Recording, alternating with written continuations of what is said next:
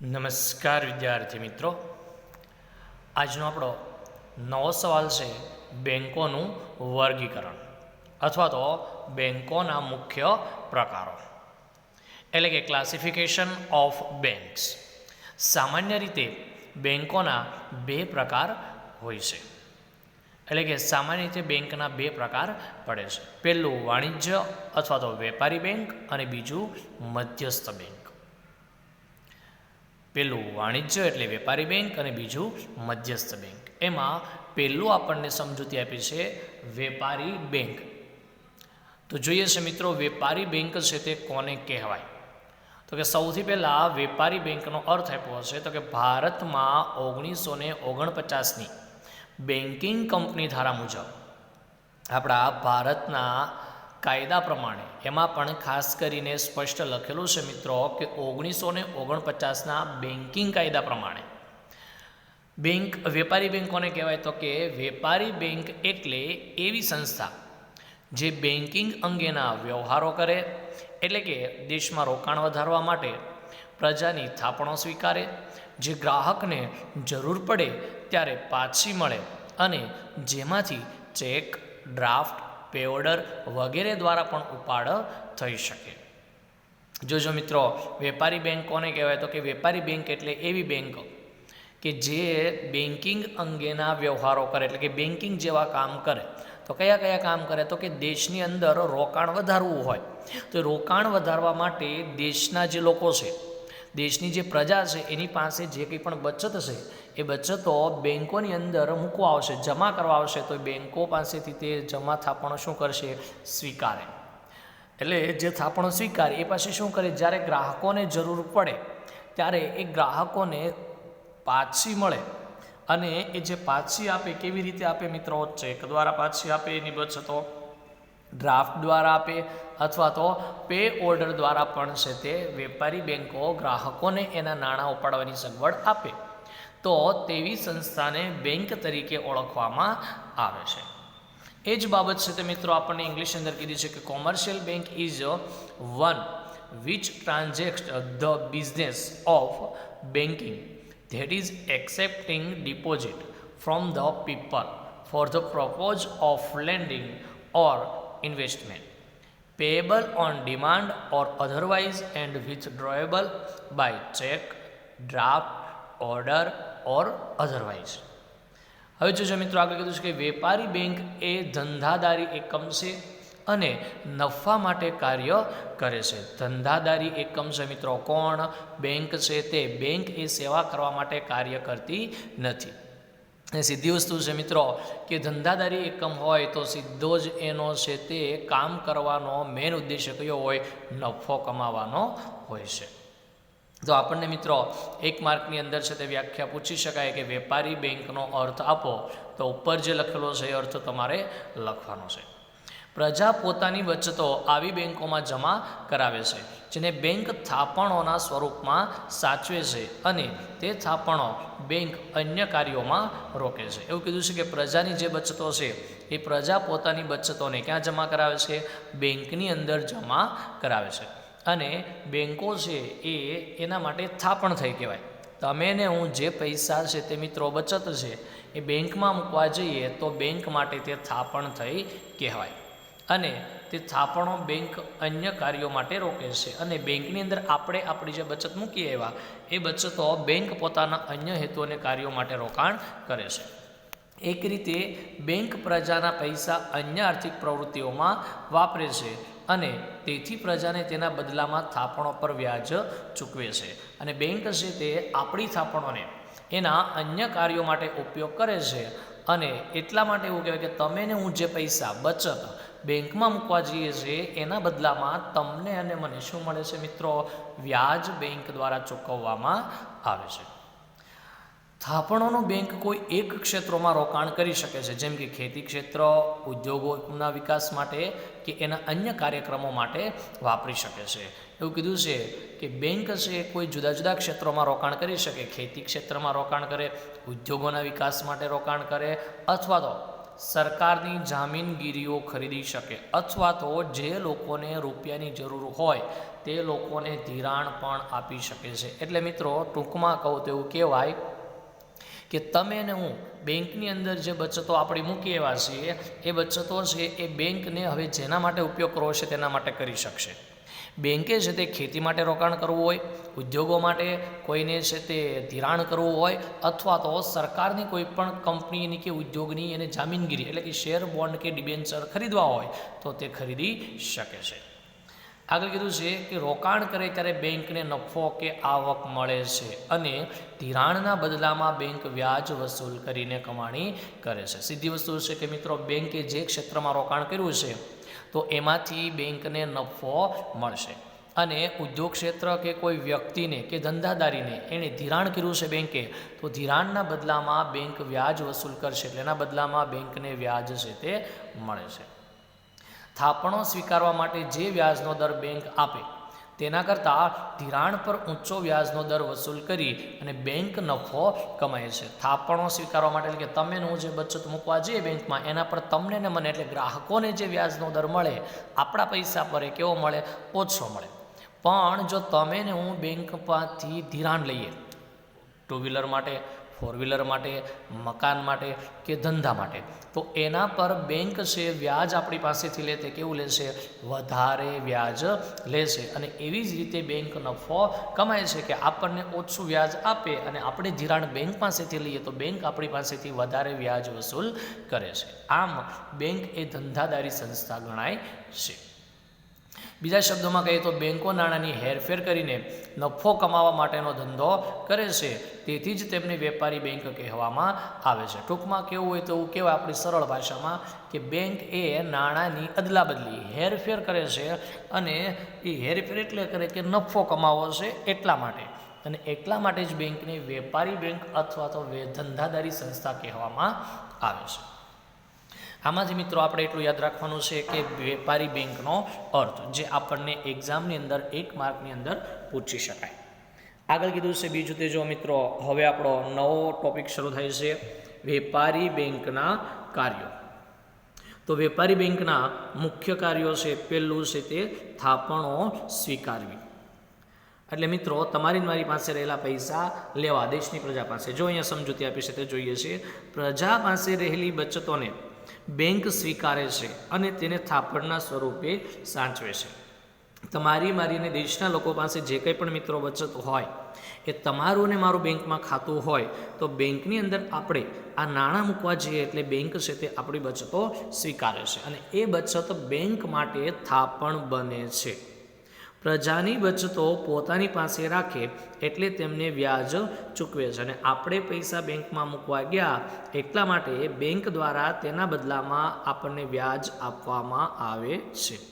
બીજા શબ્દોમાં કહીએ તો થાપણોના સ્વરૂપે પ્રજા બેંકને ધિરાણ આપે છે જેના બદલામાં બેંક વ્યાજ ચૂકવે છે. બીજા શબ્દોમાં કહીએ તો કહેવાય કે થાપણોના સ્વરૂપે એટલે કે બેંકો પાસે જે કંઈ પણ નાણાં પડેલા છે એ નાણાંમાંથી બેંક છે દેશના લોકોને શું આપે છે? ધિરાણ આપે છે અને જેના બદલામાં બેંક વ્યાજ ચૂકવે છે. અને સીધી વસ્તુ છે કે તમે અને હું જે કંઈ પણ નાણાં બેંકમાં મૂકી આવ્યા છે એના બદલામાં તમને અને મને શું આપે છે? બેંક સામાન્ય વ્યાજનો દર છે તે ચૂકવે છે. હવે થાપણો છે તે મિત્રો 3 પ્રકારની હોય છે. જોજો અહીંયા ધ્યાન આપજો. થાપણો કેટલા પ્રકારની હોય? 3 પ્રકારની હોય. એમાં સૌથી પહેલાં કીધું છે ચાલુ ખાતાની થાપણો. કરંટ ખાતું જેને આપણે કહીએ છીએ મિત્રો, જોજો કોણ ખોલાવી શકે, કેટલા સમયની મુદત હોય, કઈ કઈ સુવિધા મળે તે કીધું છે. એકદમ સામાન્ય છે. 11મા ધોરણમાં બધું જ ભણી ગયા છે એટલે યાદ રાખજો. આ ખાતું ધંધાદારી પેઢી કે વ્યક્તિના નામે ખોલવામાં આવે છે અને એમાં રખાતી થાપણો એટલે કે નાણું બધા પ્રકારની થાપણો કરતાં વધુ તરલ હોય છે. એટલે કે મિત્રો ચાલુ ખાતું કોણ ખોલાવે છે? ઉદ્યોગ, પેઢી કે ધંધાદારી વ્યક્તિના નામે ખોલવામાં આવે છે, કાં તો કંપની અને પેઢીના નામે ખુલે છે. બીજું, આ ખાતાની અંદર એટલે કે ચાલુ ખાતામાં જેટલા નાણાં હોય વધારે તરલ હોય, એટલે કે જ્યારે જરૂર પડે ત્યારે જ તે આપણે એ નાણાં ઉપાડી શકીએ છીએ અને જ્યારે આપણે જમા કરાવવા હોય તેટલા પ્રમાણમાં જમા પણ કરાવી શકીએ છીએ. ધંધા માટે દિવસમાં જેટલી વાર ઉપાડ કરવો હોય તેટલી વાર ઉપાડ થઈ શકે છે. મિત્રો ધંધા માટે ખાતું ખોલાવેલું હોય છે, ઉદ્યોગ માટે ખોલાવેલું હોય એટલે દિવસમાં 5 વાર જરૂર પડે કે 10 વાર જરૂર પડે તો આપણે ચાલુ ખાતામાં રહેલી રકમ ઉપાડી શકીએ છીએ. આ ખાતેદારને ચેકબુક મળે છે પરંતુ વ્યાજ મળતું નથી. યાદ રાખજો મિત્રો, ચાલુ ખાતામાં બેંક છે તે તમને ને મને ચેકબુક આપે, પણ તમારા મારા ચાલુ ખાતામાં 5 લાખ કે 10 લાખ રૂપિયા હોય, 5 વર્ષ સુધી રહેવા દઈએ તો પણ બેંક દ્વારા 1 રૂપિયો વ્યાજ આપણને ચાલુ ખાતામાં મળતો નથી. ઉપરથી બેંક તેમની પાસે અમુક પ્રકારનો સર્વિસ ચાર્જ વસૂલ કરે છે. ઉલટાનું આપણને બેંક દ્વારા ચાલુ ખાતાનું સુવિધા આપવા માટે અને ચાલુ ખાતામાં અન્ય કેટલીક ફેસિલિટીઝ આપવા માટે બેંક આપણી પાસેથી ચાર્જીસ એટલે કે અમુક ટકા રકમ પણ વસૂલ કરે છે. આ ખાતામાં જમા રકમ કરતાં અતિરિક્ત ઉપાડ પણ ધંધા માટે કાયદા મુજબ કરી શકાય છે. એટલે કે મિત્રો, ચાલુ ખાતાની અંદર તમારા અને મારા જેટલા રૂપિયા જમા હોય એના કરતાં અતિરિક્ત ઉપાડ એટલે ઓવરડ્રાફ્ટની સુવિધા. દાખલા તરીકે 5 લાખ રૂપિયા તમારા મારા ખાતામાં જમા હોય અને આપણે 7 લાખ રૂપિયાની જરૂર હોય તો આપણે 7 લાખ રૂપિયા ઉપાડી શકીએ છીએ. ચાલુ ખાતાની અંદર ઓવરડ્રાફ્ટની સુવિધા છે તે મિત્રો મળે છે. બીજું કીધું છે મિત્રો, બચત ખાતાની થાપણો. જે મોટાભાગના દેશની અંદર લોકોના જે ખાતા હોય છે તે ખાતાની વાત કરીએ છીએ મિત્રો, બચત ખાતા. જો આ ખાતામાં વ્યક્તિઓ પોતાની ટૂંકા ગાળા માટેની બચતો રાખે છે. એટલે કે તમારે ને મારે 1 વર્ષ કે 1 વર્ષ કરતાં ઓછા સમયગાળા માટે જ્યારે નાણાંની જરૂર પડે એમ હોય તો તેવા સંજોગોમાં મોટાભાગે લોકો બચત ખાતાની અંદર નાણાં રાખે છે. જ્યારે પૈસા પાછા જોઈએ ત્યારે ચેકબુક દ્વારા ઉપાડી શકે છે. વળી થાપણો પર તેમને વ્યાજ પણ મળે છે. અને મિત્રો, બચત ખાતાની અંદર તમને ને મને એટલે કે બચત ખાતા ધારકને બેંક દ્વારા એક ચેકબુક આપવામાં આવે છે અને ચેકબુકથી આપણે જ્યારે નાણાંની જરૂર પડે ત્યારે નાણાં ઉપાડી શકીએ છીએ. અને આપણા બચત ખાતાની અંદર બેંકમાં જેટલા નાણાં પડેલા હોય એ નાણાંના બદલામાં આપણને બેંક દ્વારા વ્યાજ પણ આપવામાં આવે છે. આજના સમયમાં ડેબિટ કાર્ડ, ક્રેડિટ કાર્ડ વગેરેથી પણ બચત ખાતામાંથી ઉપાડ કરી શકાય છે. અને હવે મિત્રો છે તે આજના આ આધુનિક બેન્કિંગ જમાનાની અંદર હવે ક્રેડિટ કાર્ડ અને ડેબિટ કાર્ડ આવી ગયા છે. તો બચત ખાતા ધારકો હવે ક્રેડિટ કાર્ડ અને ડેબિટ કાર્ડ દ્વારા પણ નાણાં ઉપાડી શકે છે. આ ખાતામાંથી ઉપાડ અંગેના કાયદા દરેક બેન્કે નિર્ધારિત કરેલા હોય છે. અને બીજું મિત્રો, બચત ખાતાની અંદર છે તે ગમે ત્યારે ગમે તેટલા રૂપિયા ઉપાડી કે જમા કરાવી શકાતા નથી. દરેક બેંકના પોતાના છે તે અલગ અલગ નીતિ નિયમો હોય છે. તે પ્રમાણે જ નાણાં જમા કરાવી શકાય અને ઉપાડ કરી શકાય છે. હવે બચત ખાતાનો જ એક પ્રકાર છે મિત્રો, એમાં રિકરિંગ ખાતાની સગવડ. આ થાપણો પણ બચત ખાતાની થાપણોનો એક પ્રકાર છે. બચત ખાતાનો જ એક પ્રકાર છે મિત્રો, જે વ્યક્તિઓ એક સાથે બચત કરવા ન ઈચ્છતી હોય કે ન કરી શકતી હોય તેવી વ્યક્તિઓ દર મહિને અમુક સમયગાળા દરમિયાન કોઈ ચોક્કસ રકમ આ ખાતામાં જમા કરાવતી રહેશે. એવું કીધું છે મિત્રો કે કેટલીક નાના લોકો, સામાન્ય તમારી ને મારી જેવા વ્યક્તિઓ કે જેને એક સાથે છે તે આપણે નાણાંની બચત ન કરી શકતા હોય પરંતુ દર મહિને થોડી બચત કરી શકતા હોઈએ તો આપણે નક્કી કરેલા ચોક્કસ રકમ છે તે જે મહિનાની જે તારીખ નક્કી કરી હોય તે તારીખે, માની લો કે 1લી તારીખે આપણે 500 રૂપિયા નક્કી કરેલા છે બેંક સાથે રિકરિંગ ખાતામાં, તો દર 1લી તારીખે આપણે 500 રૂપિયા છે તે જમા કરાવવાના હોય છે. અને જેટલા વર્ષ માટે નક્કી કરેલા હોય એટલા વર્ષ માટે આપણે ભરવાના હોય છે. દાખલા તરીકે 5 વર્ષ માટે નક્કી કર્યા તો 5 વર્ષ માટે આપણે દર મહિનાની 1લી તારીખે 500 રૂપિયા જમા કરાવવાના હોય છે. આમ વ્યક્તિની થાપણ વધતી જાય છે અને જમા થયેલી થાપણ પર તેને વ્યાજ મળતું રહે છે. અને મિત્રો, એમ દર મહિને છે તે આપણે જેમ પૈસા જેટલા નક્કી કર્યા છે એટલે 500 રૂપિયા જમા કરાવતા જઈશું તો આપણા ખાતામાં થાપણો છે એનું પ્રમાણ વધતું જશે અને એ જમા જેટલી થાપણ થઈ છે એના પર આપણને વ્યાજ પણ મળતું રહેશે. આવી થાપણોને રિકરિંગ થાપણો કહેવામાં આવે છે. હવે મિત્રોનો એક માઇનસ પોઈન્ટ પણ છે. જો કૌંસની અંદર લખેલો છે, જ્યારે કોઈ મહિનાની રકમ જમા ના કરાવાય તો વ્યાજના નુકસાનની સાથે ક્યારેક દંડ ભરવો પડે છે. ક્યારેક કોઈ સંજોગોમાં મિત્રો આપણે છે તે સમયસર નાણાં ન ભરી શક્યા તો તેવા સંજોગોમાં આપણું વ્યાજ પણ છે તે મળતું નથી અને ઉલટાનો દંડ પણ ભરવો પડે છે. આ રિકરિંગ ખાતાની છે તે મિત્રો નીતિ નિયમો છે એટલા માટે. ત્રીજી રીત કીધી છે થાપણો સ્વીકારવાની, મુદ્દતી થાપણો. જો બાજુમાં લખ્યું છે મિત્રો ફિક્સ ડિપોઝિટ એટલે સરળતાથી સમજાય. આ થાપણો ચોક્કસ મુદ્દત માટે મૂકવામાં આવે છે અને આ થાપણો પર બેંક સૌથી વધુ વ્યાજ ચૂકવે છે. મિત્રો ફિક્સ ડિપોઝિટ એટલે 5 વર્ષ માટે, 10 વર્ષ માટે, 15 કે 20 વર્ષ માટે આપણે બેંકની અંદર છે તે નાણાં જમા કરાવવાના હોય છે.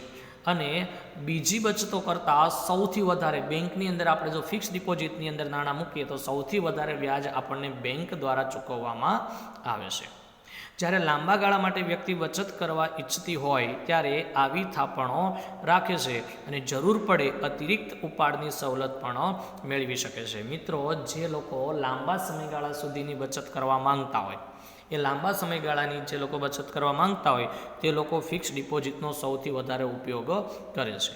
અને સૌથી વધારાની ફેસિલિટી અને સગવડ ફિક્સ ડિપોઝિટ પર મળે છે કે બેંકની અંદર આપણા જેટલા રૂપિયા કે નાણાં જમા હોય એના કરતાં વધારાના નાણાં ઉપાડવાની સુવિધા અને સગવડ પણ બેંક દ્વારા આપણને આ ખાતાની અંદર મુદ્દતી થાપણોમાં આપવામાં આવે છે. બીજું છે તે કીધું છે વેપારી બેંકનું કાર્ય ધિરાણની સવલતો પૂરી પાડવી. બેંકના કાર્યોની અંદર પહેલું કાર્ય તો મિત્રો થાપણો સ્વીકારવી, બીજું કાર્ય છે ધિરાણની સવલતો પૂરી પાડવી. જો આપ્યું છે કે અર્થતંત્રમાં ધંધા માટે કે અન્ય કારણો માટે રોકાણકર્તાઓને, વ્યક્તિઓને, ખેડૂતોને તથા અન્ય વર્ગના લોકોને નાણાંની જરૂર પડે ત્યારે તેઓ બેંકો પાસે ધિરાણ લે છે. અર્થતંત્રની અંદર મિત્રો ક્યારેક લોકોને ધંધા માટે ધિરાણ પડે, ક્યારેક વ્યક્તિઓને ધિરાણની જરૂર પડે, ક્યારેક ખેડૂતોને, તો ક્યારેક અન્ય વર્ગના લોકોને પણ નાણાંની જરૂર પડે છે. તો એ જરૂરી નાણાં દરેક વ્યક્તિઓ, ધંધાદારીઓ બેંક પાસેથી ધિરાણ લે છે. બેંક વ્યાજ લઈને વિવિધ પ્રકારનું ધિરાણ પૂરું પાડે છે અને બેંક છે તે શું કરે છે મિત્રો, ધિરાણ આપશે પણ એના બદલામાં શું લેશે, વ્યાજ છે તે વસૂલ કરે છે. સમયના સંદર્ભમાં ધિરાણ ટૂંકા ગાળાનું, મધ્યમ ગાળાનું કે લાંબા ગાળાનું હોઈ શકે.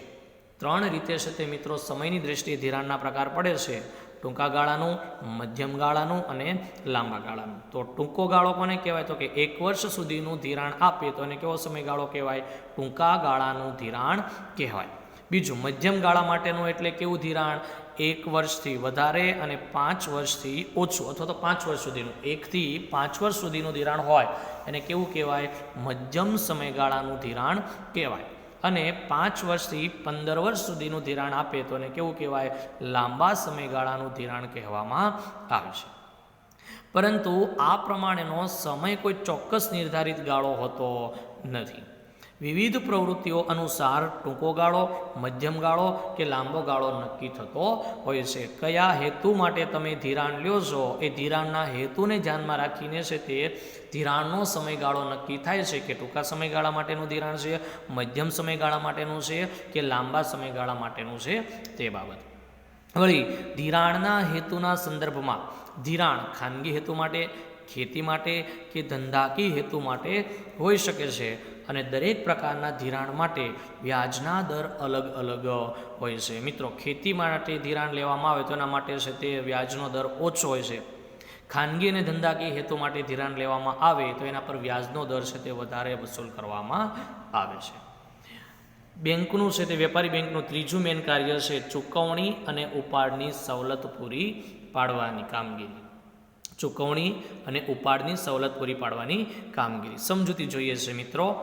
બેંક ગ્રાહકોને સરળતાથી નાણાંની ચૂકવણી અને ઉપાડની સવલત વિવિધ રીતે પૂરી પાડે છે. બેંક દ્વારા ગ્રાહકોને સરળતાથી નાણાં ઉપાડી શકે અને ચૂકવી શકે એના માટે જુદી જુદી સુવિધાઓ પૂરી પાડે છે, જેમાં ચેક દ્વારા, ઉપાડ ચિઠ્ઠી, ડ્રાફ્ટ દ્વારા, pay order, debit card, credit card, મેટ એટલે કે ઓટોમેટિક ટેલર મશીન, એટલે એમાં મેટ નથી મિત્રો, એટીએમ છે, પરંતુ અહીંયા પ્રિન્ટિંગ મિસ્ટેક છે એટલા માટે સુધારજો, ત્યાં એટીએમ છે એટલે ઓટોમેટિક છે ટેલર મશીન, ઇન્ટરનેટ બેન્કિંગ વગેરેની સુવિધાઓનો સમાવેશ થાય છે. મિત્રો આ તમામ બાબતો તમે 11મા ધોરણની અંદર બીએમાં ભણી ગયા છો, આખા ચેપ્ટર, બીજા ચેપ્ટર બેન્કિંગની અંદર, બરાબર છે. આ તમામ સુવિધાઓ છે તે આપણને બેંક પૂરી પાડે છે. ચેક દ્વારા, ઉપાડ ચિઠ્ઠી, pay order, draft, debit card, credit card, ATM, જેનાથી આપણે નાણાં જમા પણ કરાવી શકીએ છીએ એટલે ચૂકવી પણ શકીએ છીએ અને આપણને જરૂર હોય તો આપણા ખાતામાંથી આપણે ઉપાડી પણ શકીએ છીએ અને ઇન્ટરનેટ બેન્કિંગ દ્વારા પણ આપણે આ કાર્ય કરી શકીએ છીએ. ત્યાર પછીનું ચોથું કાર્ય છે મિત્રો વેપારી બેંકોનું શાખ સર્જનનું, જે આપણા અભ્યાસક્રમમાં છે નહીં આ વર્ષે, તો એને છે તે આપણે ભણતા નથી. ત્યાર પછીનું આગળનું છેલ્લું અને લાસ્ટ કાર્ય છે તે પાંચમું કાર્ય આંતર બેન્કિંગ વ્યવહારો કરવા. વેપારી બેંકનું પાંચમું કાર્ય છે આંતર બેન્કિંગ વ્યવહારો કરવા. છો એક બેંક બીજી બેંકને ટૂંકા કે લાંબા સમય માટે ધિરાણ પૂરું પાડતી હોય છે. જ્યારે મિત્રો જેમ આપણે નાણાંની જરૂર પડે તેમ બેંકોને પણ છે તે નાણાંની જરૂર પડે છે. તેવા સંજોગોમાં એક બેંક જ્યારે બીજી બેંક પાસેથી નાણાં લે અને એ નાણાંનું ધિરાણ ટૂંકા સમયગાળા કે લાંબા સમયગાળા માટેનું હોય છે. ટૂંકા ગાળાનું ધિરાણ એક બેંક બીજી બેંકને મધ્યસ્થ બેંક દ્વારા આપે છે. ટૂંકા ગાળાનું ધિરાણ એક બેંક બીજી બેંકને આપે છે, પણ કોના દ્વારા આપે? મધ્યસ્થ બેંકના વચેટિયા દ્વારા, એટલે કે મધ્યસ્થ બેંકને વચ્ચે રાખીને કામ થાય છે. આને કોલ મની કહેવામાં આવે છે. મિત્રો, એક માર્કની અંદર આપણને સવાલ પૂછાય કે કોલ મની એટલે શું, અથવા તો કોલ મની રેટ એટલે શું. જો કોલ મની કહે તો કોને કહેવાય? એક બેંક બીજી બેંકને નાણાં ધિરાણ કરે, કેવા સમયગાળા માટેના? ટૂંકા સમયગાળા માટેના, તો એને કોલ મની કહેવામાં આવે છે. અને એ જે ધિરાણ આપે એક બેંક બીજી બેંકને મધ્યસ્થ બેંક દ્વારા, અને એના પર એક બેંક બીજી બેંકને એમનેમ છે તે ધિરાણ આપશે નહીં. શું વસૂલ કરશે? એના બદલામાં વ્યાજ વસૂલ કરશે. અને એ જે વ્યાજનો દર લેવામાં આવે છે એને કોલ મની રેટ કહેવામાં આવે છે. તો આમાંથી આપણને એક માર્કનો સવાલ પૂછી શકાય. વેપારી બેંકનો કોને કહેવાય એનો અર્થ એક માર્કનો સવાલ પૂછી શકાય. અને વેપારી બેંકના પ્રાથમિક કાર્યો કોને કહેવાય તે પણ આપણને, અથવા તો મુખ્ય કાર્યો કોને કહેવાય તે સવાલ આપણને એક્ઝામની અંદર પૂછી શકાય. તો આજના વિડીયોની અંદર બસ મિત્રો આટલું જ. આજે છે તે આપણે અહીંયા અટકીએ છીએ. અસ્તુ. જય હિન્દ, જય ભારત.